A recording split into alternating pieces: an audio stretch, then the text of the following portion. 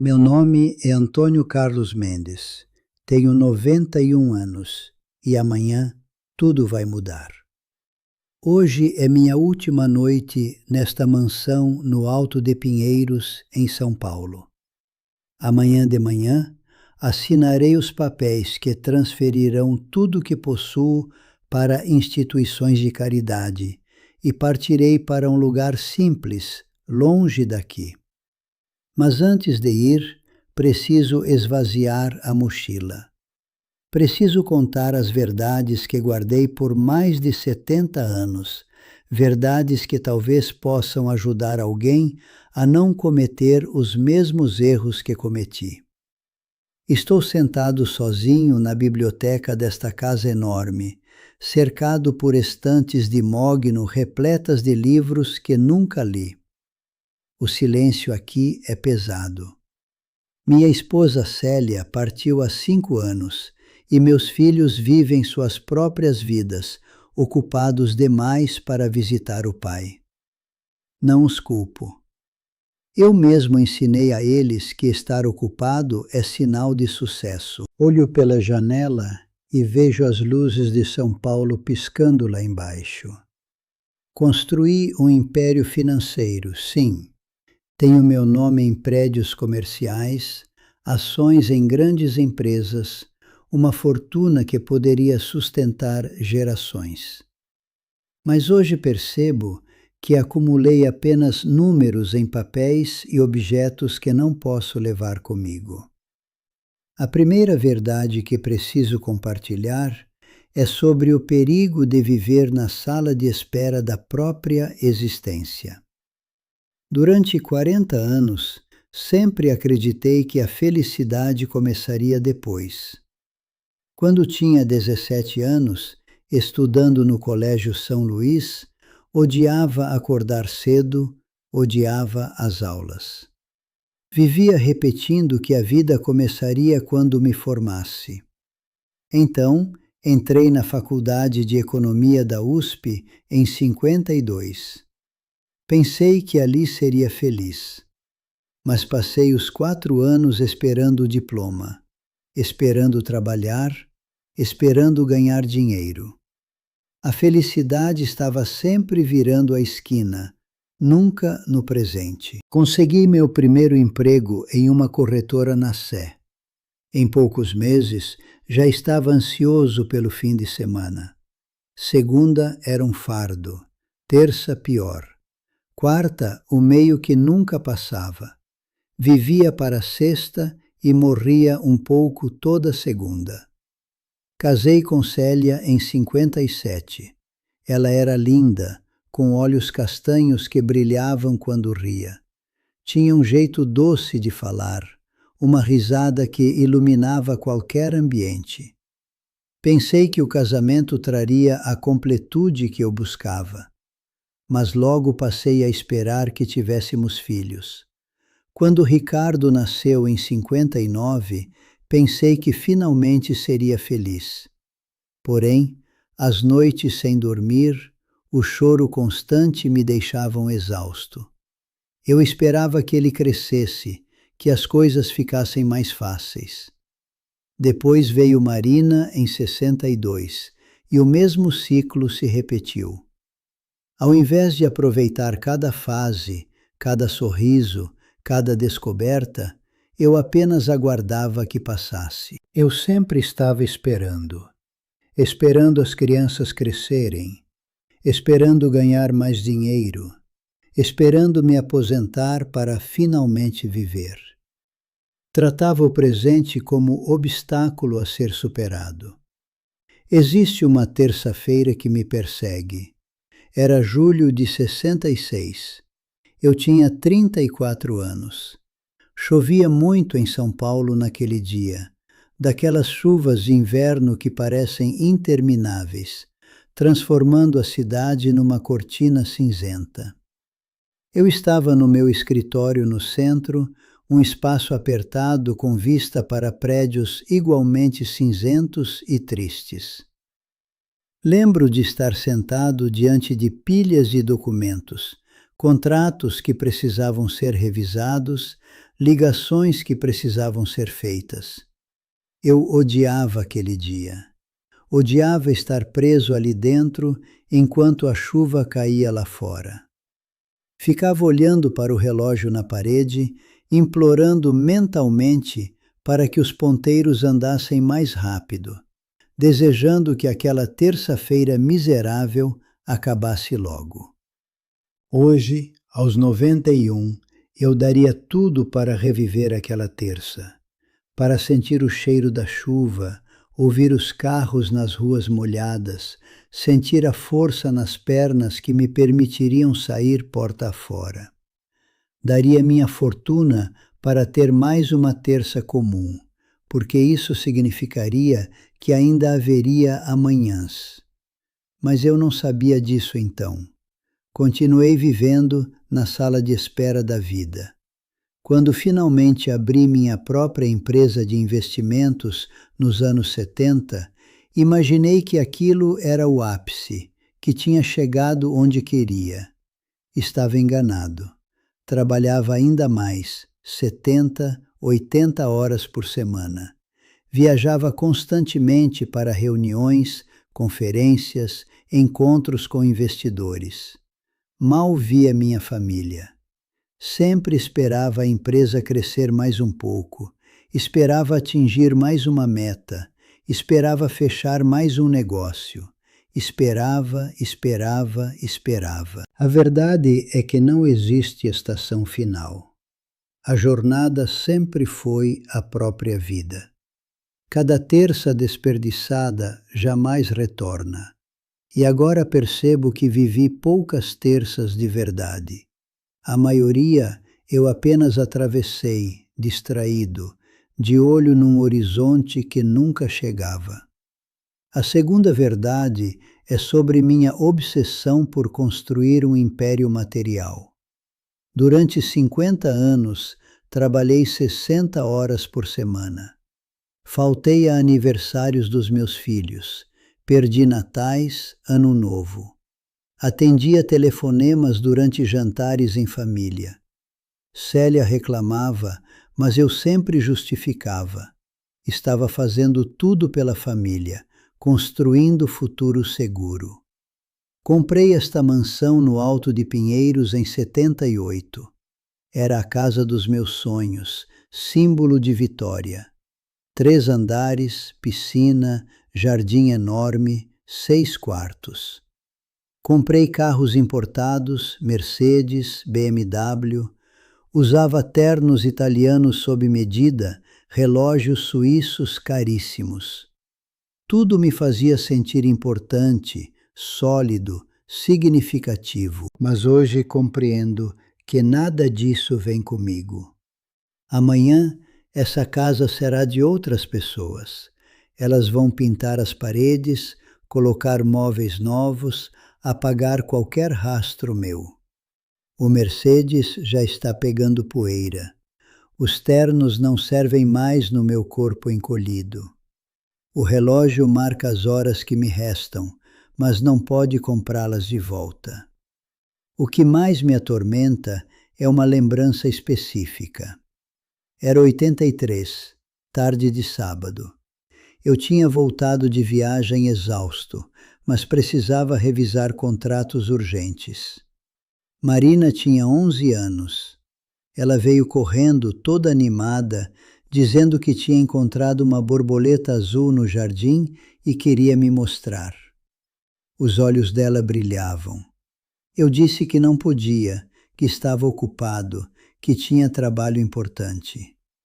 Vi a expressão dela mudar. O brilho se apagou. Ela deu um sorriso forçado, disse que tudo bem e saiu devagar.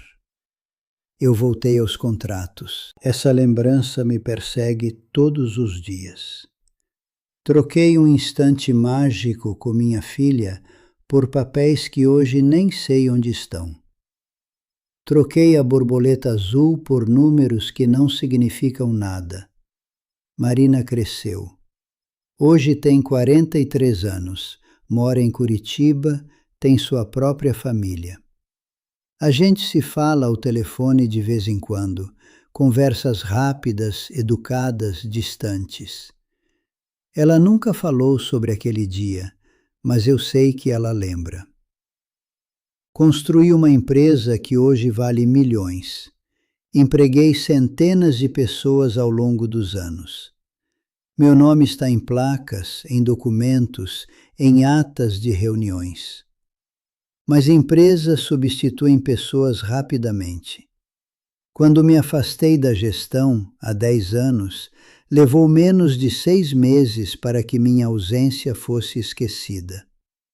Os negócios continuam, os lucros continuam, a máquina segue funcionando sem mim. Mas as ausências em família não são esquecidas. Ricardo e Marina cresceram com um pai que estava sempre trabalhando, sempre viajando, sempre ocupado.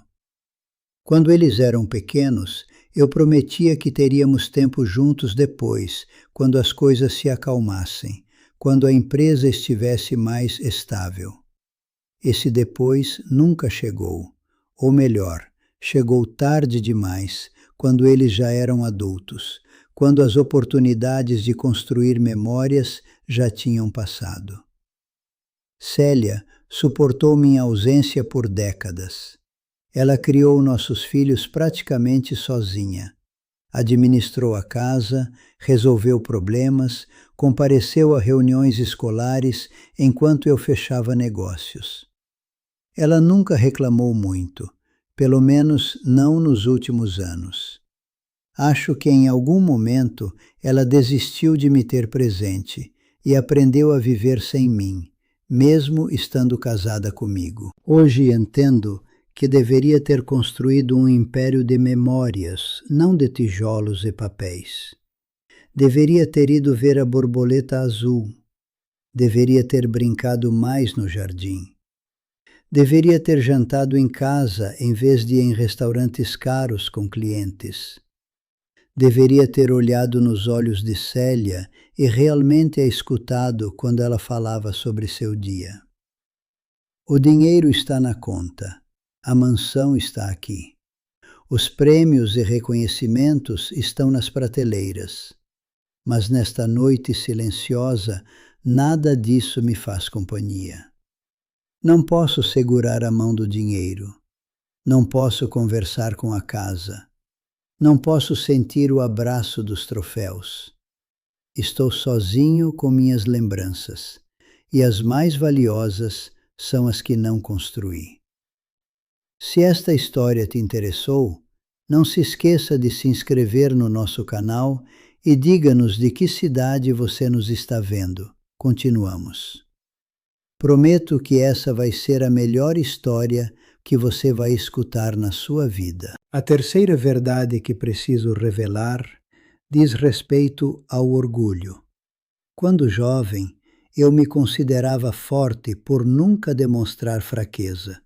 Não pedia desculpas primeiro, não dizia eu te amo com frequência. Achava que demonstrações de afeto eram desnecessárias, que as pessoas já sabiam o que eu sentia. Construí um muro ao redor do coração e chamei isso de firmeza, de caráter, de masculinidade. Hoje vejo como era apenas medo disfarçado de força.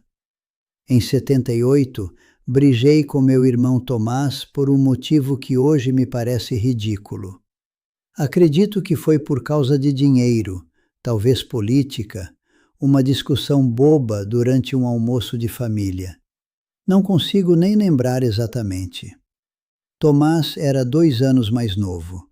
Crescemos juntos na Zona Norte, dividindo o mesmo quarto apertado, as mesmas roupas surradas, os mesmos sonhos. Ele era engraçado, conseguia fazer qualquer um rir. Enquanto eu era sério e focado, ele era leve e despreocupado. Mas depois daquela briga, tudo mudou.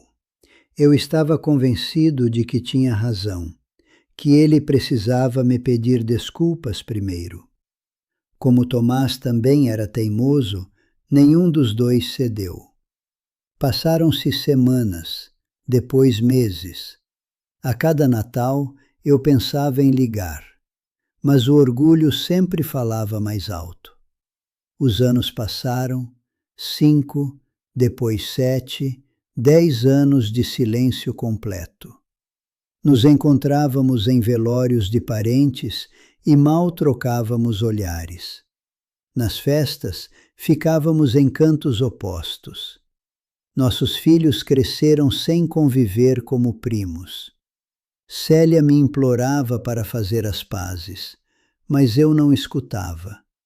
Então, em 88, recebi uma ligação no meio da noite. Era Silvana, esposa de Tomás, aos prantos. Disse que ele tinha tido um problema sério de saúde, que não tinha resistido.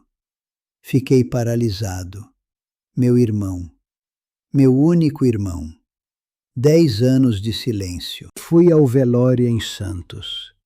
Quando vi o caixão, algo dentro de mim se despedaçou. Todos aqueles anos perdidos, todas aquelas conversas que não tivemos, por orgulho, por teimosia, por estar certa em algo que nem lembro. Ajoelhei e pedi perdão, mas era tarde. Ele não podia mais me ouvir. Perdi uma década inteira com meu irmão por causa de orgulho vazio. Essa é a verdade que mais me atormenta. Guardar ressentimentos é um jogo perigoso contra o tempo, cujas regras ninguém conhece. Achamos que sempre haverá amanhã para consertar as coisas, para pedir desculpas, para fazer as pazes. Mas o amanhã não é garantido. Ele pode não chegar. E quando isso acontece, ficamos com o peso insuportável do que não foi dito, do que não foi vivido. Se eu pudesse voltar, ligaria para Tomás no dia seguinte à briga.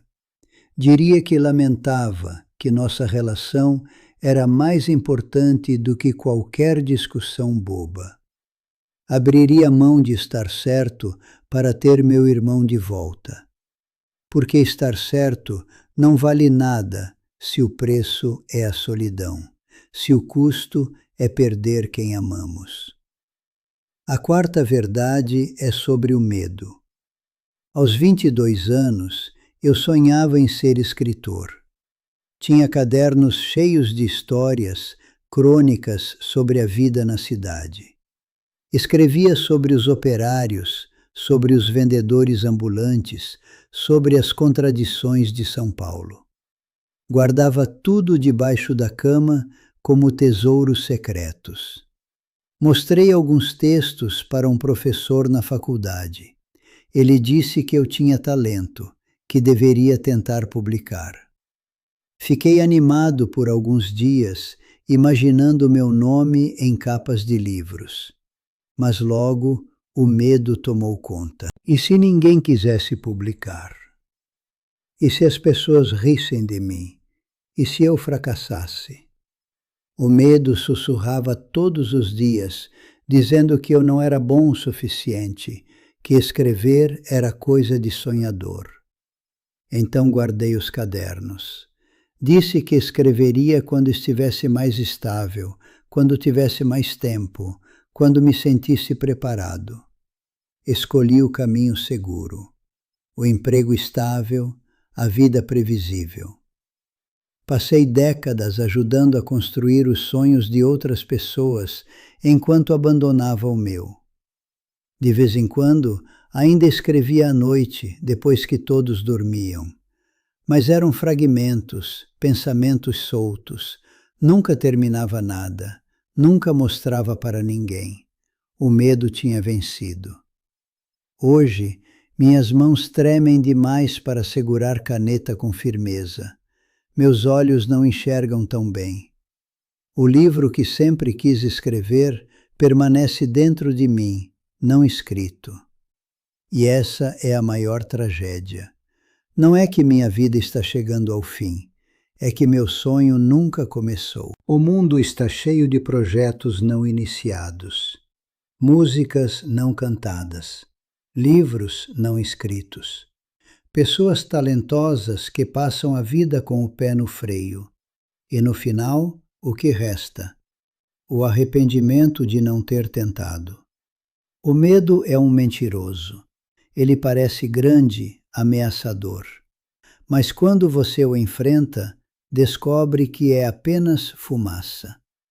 Descobri isso em pequenas coisas. Quando fiz aquela viagem que adiava. Quando tive aquela conversa difícil que evitava. O medo era maior na minha cabeça. Mas com a escrita nunca enfrentei. Nunca dei o salto. E agora não há mais tempo. Melhor teria sido falhar tentando do que viver assombrado pelo e se. Essas são as 4 verdades que carrego comigo nesta última noite nesta mansão. Vivi na sala de espera, sempre esperando que a vida começasse amanhã. Construí um império de coisas em vez de memórias. Deixei o orgulho destruir minha relação com meu irmão. E permiti que o medo matasse meu sonho antes mesmo que ele nascesse. Agora, aos 91, já deixei cair as pedras pesadas que carreguei por tanto tempo. As pedras da preocupação, do orgulho, do medo, da espera. Estou aqui apenas como um homem comum, despido das máscaras que usei por décadas, das armaduras que vesti para parecer forte. Amanhã, quando sair desta casa pela última vez, levarei apenas uma pequena mala. Dentro dela, algumas roupas simples e os cadernos velhos com minhas histórias não publicadas. Vou para um lugar tranquilo no interior de Minas Gerais. Uma casa simples perto de Tiradentes, onde pretendo viver meus anos que restam de forma diferente. Sem pressa, sem pressão, apenas vivendo. E talvez, quem sabe, ainda consiga escrever algumas histórias.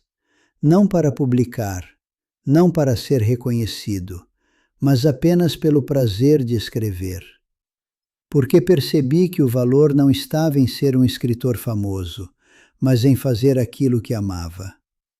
Deveria ter entendido isso há 70 anos. Se você está lendo isso, se está ouvindo minhas palavras, ainda tem tempo. Valorize suas terças-feiras comuns. Saboreie o café lentamente pela manhã. Observe o céu e repare nas nuvens. Escute as risadas dos amigos e grave-as na memória. Diga eu te amo hoje, não amanhã. Peça desculpas hoje, não quando achar que está pronto. Arrisque hoje, não quando tiver certeza de que vai dar certo. A vida não é longa como pensamos, é um piscar de olhos. Quando você é jovem, parece que tem todo o tempo do mundo. Mas os anos passam como água escorrendo entre os dedos. De repente você tem 30, depois 50, depois 70, depois 90. E o que você fez com todo esse tempo? Vivi 91 anos, mas vivi plenamente quantos deles? Quantas terças-feiras eu realmente vivi em vez de apenas atravessar? Quantos abraços dei? Quantas vezes disse o que sentia? Quantos riscos corri atrás dos meus sonhos? A resposta me envergonha. Por isso, divido essas verdades, para que você não cometa os mesmos erros, para que você não chegue aos 91 anos carregando os mesmos arrependimentos, para que você não passe a vida na sala de espera, para que você construa memórias em vez de patrimônio, para que você perdoe e peça perdão antes que seja tarde, para que você tenha coragem de perseguir seus sonhos mesmo com medo. Viver plenamente no agora é o único tesouro real. Não no passado que não volta, não no futuro que pode não chegar, mas neste exato momento, nesta respiração, neste batimento do coração. É aqui que a vida acontece.